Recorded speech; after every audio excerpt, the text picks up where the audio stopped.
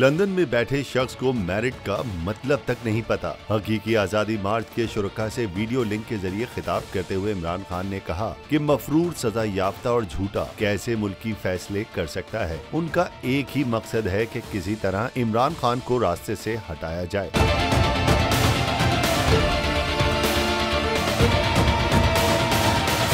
इमरान खान ने हकीकी आजादी मार्च के शुरका से खिताब करते हुए ये सवाल उठाया कि कौम ऐसे शख्स को कैसे कौमी सलामती के अहम फैसले करने की इजाजत दे सकती है। इस शख्स की अगर तारीख देखी जाए तो आज तक उसने मेरिट पर कोई फैसला नहीं किया। ये शख्स हमेशा ऐसे लोगों को ऊपर लाता है जो उसके मफादात को देखते हैं।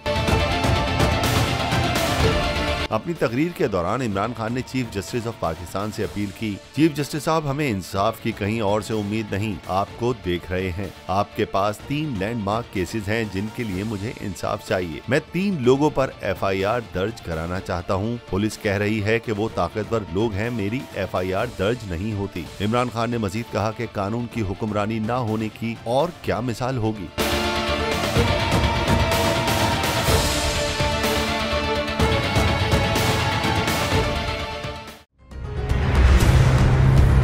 कप्तान का हकीकी आजादी मार्च, बोल न्यूज की खुसूसी कवरेज। ये एक फैमिली मार्च है। हकीकी आजादी मार्च जो है GT रोड पर रवां दवा है। बोलने की हक और सच की बात। इमरान खान के कंटेनर के करीब फायरिंग का वाकया पेश आया। फायरिंग से जख्मी, अस्पताल मुंतकिल। कातिलाना हमले से किया पर्दा चाक। बोल हमेशा बना आवाम की आवाज।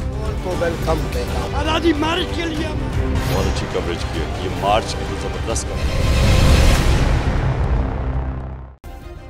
सब्सक्राइब करें और बेल दबाएं ताकि कोई खबर रह न जाए।